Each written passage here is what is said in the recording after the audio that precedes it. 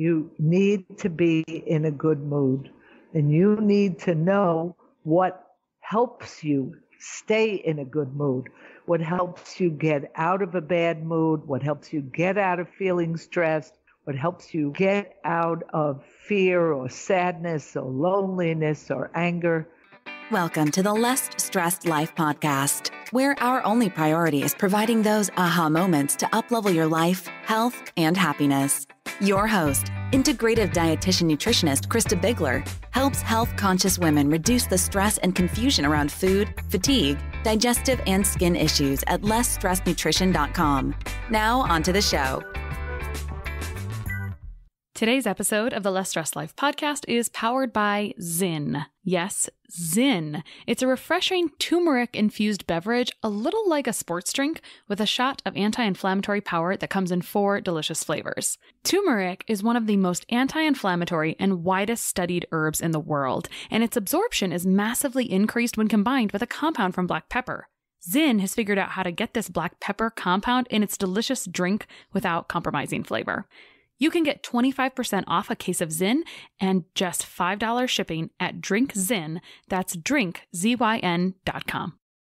All right, today on the Less Stressed Life, we have Dr. Ellie Katz. Now, we all seem to cling to familiar habits, even if in our logical minds, we know that some of them are no good for us. So after decades of working in the field, Dr. Ellie Katz has concluded that self-sabotage is part of the human condition. We all have attachments we'd be better off without. In the end, it doesn't really matter if it's food, the lottery, low self-esteem, guilt, or perfectionism. In her writing, Dr. Katz sets out to tackle the everyday face of addiction, exploring root causes, personal struggles, and the gift of recovery. She is the author of When Sane People Do Insane Things, My Last Summer as a Fat Girl, and Love and Kisses from the Padded Cell. She's a leading practitioner of holistic psychotherapy, and for the last 40 years, her eclectic interventions have been featured using meditation, guided thinking, and Bach flower remedies. She is really a world traveler. She's been all over the place, and we're going to let her tell us a little bit about herself. Welcome, Dr. Katz. How do you do? Hi, Krista. Good morning. Good morning and good afternoon in Israel, right? Well, the evening is coming. It's almost the crepuscular hour. Yes. The sun will go down. The days are getting shorter. Yes, they are, aren't they? So talk to us about what holistic psychotherapy is and how you got involved into it, because it's not the norm, right? No, I don't know. Today, it is a little more mainstream. People are branching out.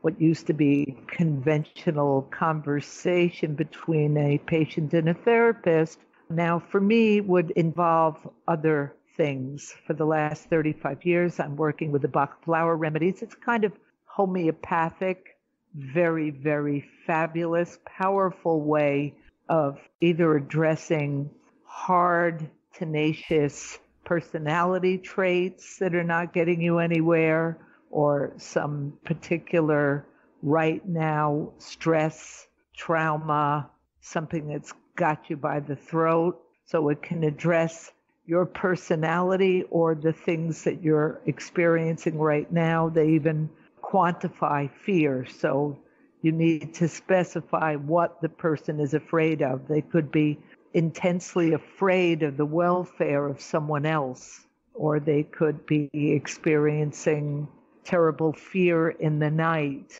or fear that they're going to lose their mind. So it's very, very fabulous system. And because there were only 38 flowers, it's not all that complicated and mysterious. It's very well spelled out. It came about a physician in England years and years ago, a century ago almost, came up with this stuff. He was a physician and a homeopath, and I love it. I love working with the remedies. I've helped so many people at our rehab. That's one thing I do. Another, of course, is aromatherapy. When I work with my groups, which I do almost every day, my office and tissues I distribute have the aromatherapy of rose and grapefruit oil, these essential oils on the tissue. They breathe that. It shoots right up into the brain, and you feel more calm and more hopeful. It affects your mood and your state of relaxation or agitation. So, it's marvelous. Oh, so aromatherapy and Bach flower therapy, are there other modalities that you use in holistic psychotherapy? Well, I'm very, very interested in helping people relax through guided thinking. And that is something everybody gets a taste of when they work with me. Okay. Shut your eyes and begin to imagine things that you wish to have happen or things that scare you that have happened, and we work around it. When the mind is in an altered state, it is much more accepting of suggestion. I like that. No one's ever said that before, that the altered state is more open to suggestion. So that makes sense. Sure. Well, that's the heart and soul of hypnosis. That's why it works. Because when you hypnotize someone, you're talking to a part of the brain that is not going to go, hey, what are you talking about? That's nuts. No, it's okay. I could hear it. Yeah, why not? The suggestions, you buying them rather than riling and railing against them and saying, this is crazy. I have a terrible toothache and she's telling me put my hand on my face and imagine that my hand is a glove with anesthesia in it. Now, if you said that to a person in a normal waking state of consciousness, they tell you to shut up, you're ridiculous, leave me alone. It's not going to help my toothache. But when the person is in an altered state of consciousness, why would they argue? Sure, yeah, glove anesthesia, my tooth, I'm in. Cool. I can tell you're from New York a little bit in this story. I like it. I'm a New Yorker. Yeah. But I'm actually Israeli for 43 years. Yeah. So. You were talking about fear earlier a little bit. You said you have to quantify people's fear. I just have a question for you. Do you think most things are centered around fear? You talk about, you help people with these undesirable things that they have going on, low self-esteem, guilt, perfectionism, OCD, whatever it is that they need to handle that's self-sabotaging them. You can help them through that with different modalities. So would you say fear is at the root of most of this? Ooh, Krista, fear, sadness, loneliness, confusion, abuse. I'm looking for root causes. So the three main things here that are very powerful negative states are fear, anger, and sadness. And they would be enough to take you all the way to the crazy places where you then end up addicted, when in reality, all you were trying to do was calm down a little or soothe that rejection, soothe that isolation. And you find yourself in a situation that's bigger than you, way bigger than you. But fear is a very, very big thing. Stress, fear, sure, but depression as well, and anger as well, and self-righteousness and all that stuff. And I remind you that I work in a rehab, so I'm confronting on a daily basis people who have created various escape mechanisms just to cope, to get through the day or get through the night. Give us some examples of what these escape mechanisms look like for coping. You want me to talk about addiction, or you want me to talk about what? I'm not sure I know what you mean. Well, you said people use different mechanisms to escape their life. So a thing that I've talked about with past guests is that sometimes we procrastinate because we're afraid of doing something else, right? So we sit down and scroll social media because we don't want to go do the other thing, right? We know procrastination is a mechanism of something else. So are there other common things that come up in practice all the time? Addiction is fine. Just an example of something that someone does when they're trying to handle an emotion. Well, let's say you have an unsettling phone call and you're fumbling, reaching for your cigarette. Nobody would go to a rehab because they smoke cigarettes, but it's your response to the stress of that phone call. You grab a cigarette. One of my addicts would say, oh, I can't take this. This is horrible. I need a drink. Or God knows. There are many, many things people do to calm down. Obviously, food which is a benign substance, you know very well about nutrition. You definitely know your stuff. I know my stuff from the point of view of people eating, overeating, undereating, playing all kinds of games around the food, but the overeater is going to run to the food when they're bored, when they're aggravated, when they're stressed, any kind of reason, even when they're celebrating. Mm-hmm. It goes with food. Mm-hmm. Yeah, I see that all the time. So I'm glad you mentioned it, because very often I feel that that's outside of my scope of practice, right? Because that's more of this other feeling that I feel like someone in your shoes can help someone work through a bit better. So from the point of view of food, I can go on and on. Well, that is interesting. Almost every one of my patients, even though they're addicted to heroin or they're addicted to alcohol or they're addicted to pornography or they're gamblers, has a body image issue and has a problem with food somehow. They're guilty when they eat, or they didn't eat enough, or The food is a thing. Food is a thing. Right, because everyone eats all day long, right? And so why wouldn't it be a piece? It's something we all share, or we all have a commonality. So it's either a wonderful thing, or sometimes it turns into not a wonderful thing for people, depending on how they're using it as an escape mechanism, right? You got it. And there's the verb, using it. Mm-hmm. So I was reading through your site, and someone was talking about how you use 6 different behavioral principles to help people free themselves from the inner rules that they create for themselves, these imaginary rules, right? Like, I have to be here at this time, or whatever the perfectionism is, or whatever it is, right?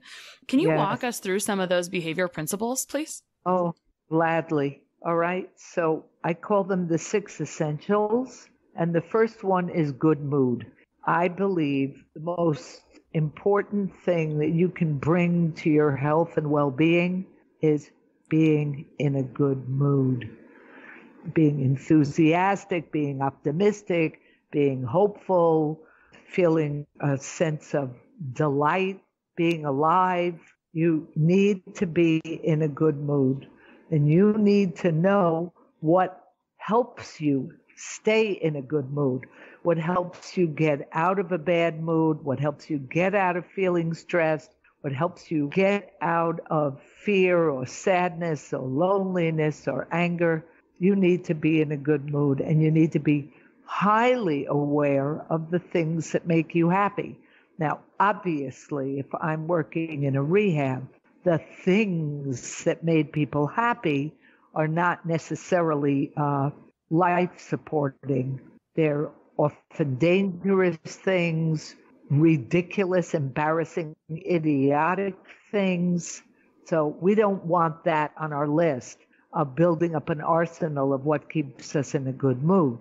We need to find out if making music or hearing music or looking at colors or certain smells or taking a walk in nature or just going to a flower shop or playing with a puppy or even thinking of a puppy or a good friend, a smile.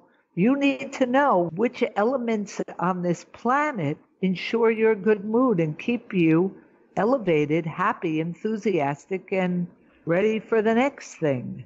Beautifully ready. I love it. Mine's going outside and hanging out with the chickens in the morning.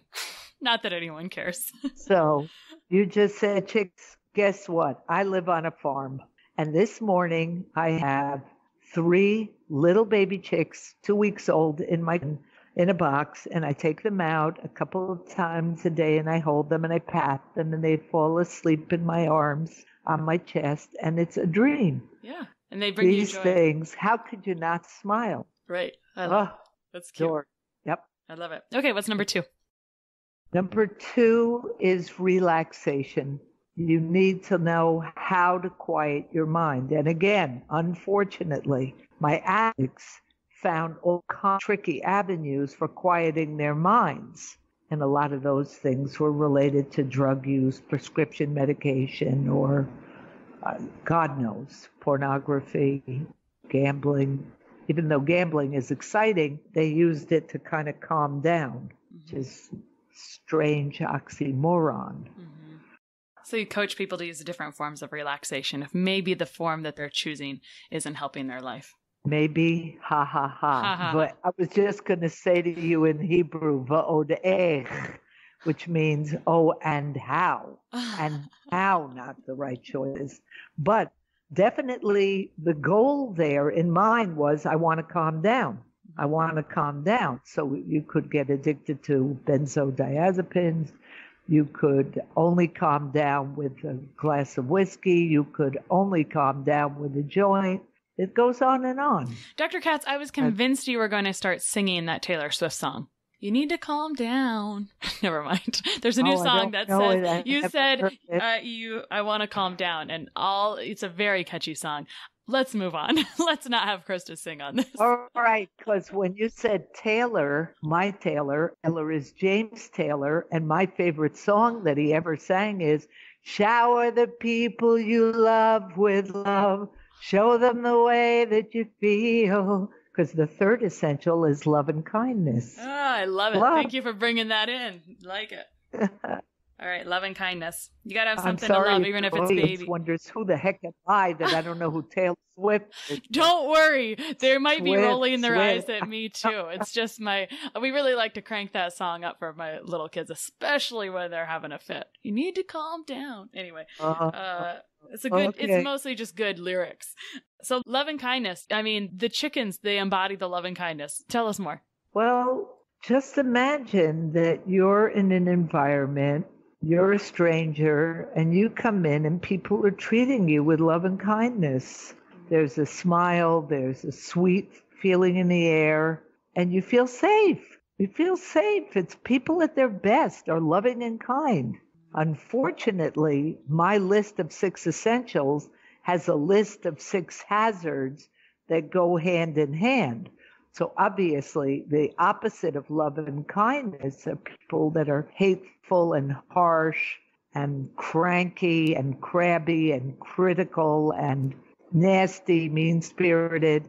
And we don't lack any of that, do we? I understand. I love the picture you painted for that, because when you first said love and kindness, I wasn't envisioning hospitality and that warm welcome. But that is a huge piece on someone enjoying where they live, on their environment, their community, feeling welcome and loved, having kindness. Right. I mean, love and kindness is something that happens in dialogue with other people. Mm-hmm. Love and kindness is something that happens in a social environment.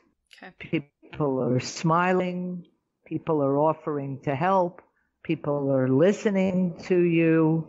It's very, very safe. It's very, very tender. Mm-hmm. And it's growth promoting.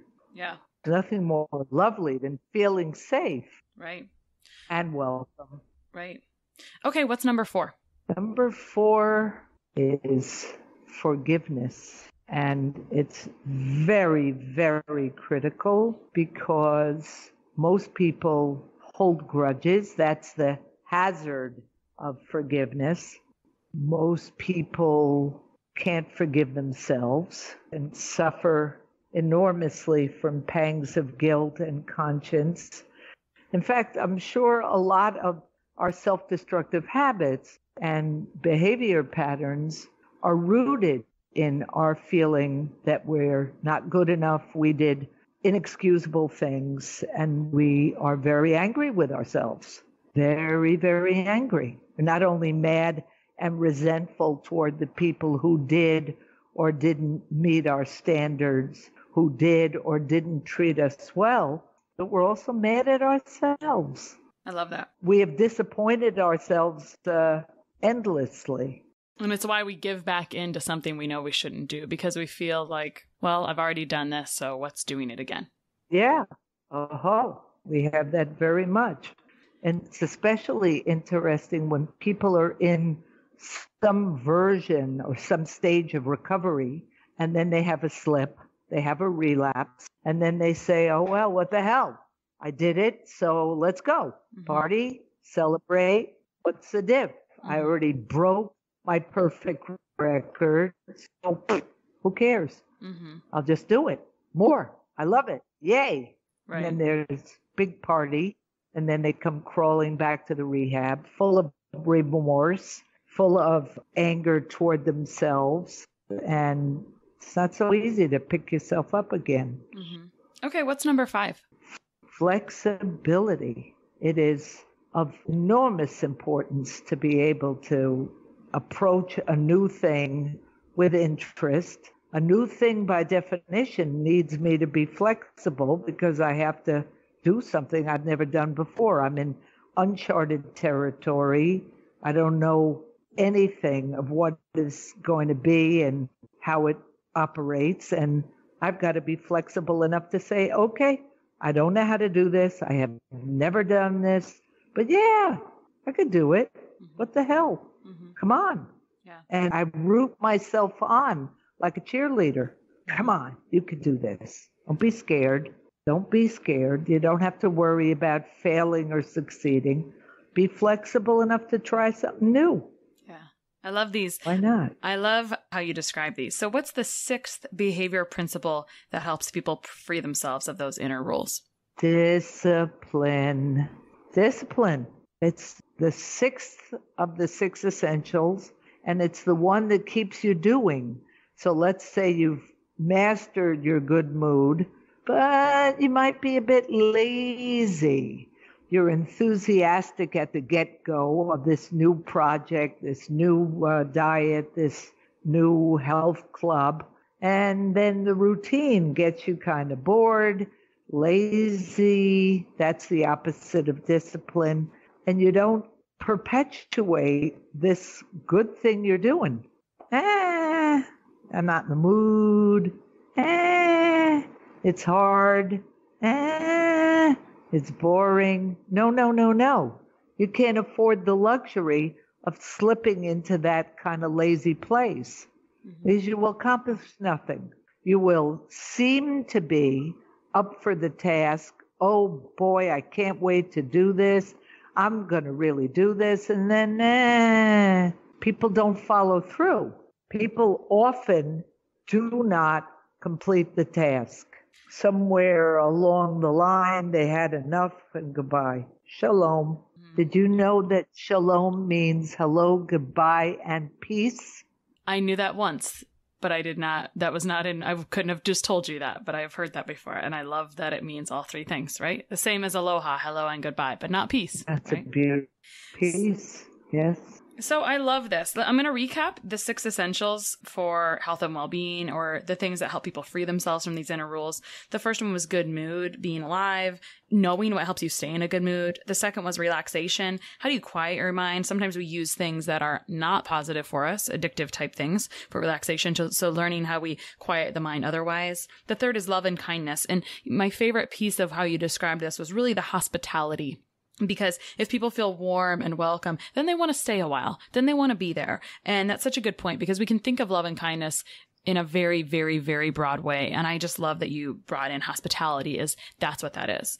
Fourth was forgiveness. And I like how you said forgiveness is almost the reason we do things over and over and over, because we're frustrated with ourselves. We're angry at ourselves, and we don't forgive and make peace and move on. So that was kind of interesting. Flexibility, you had said it's so important to approach a new thing with flexibility, because if we're very rigid, that's kind of one of those personality types. And then lastly, discipline.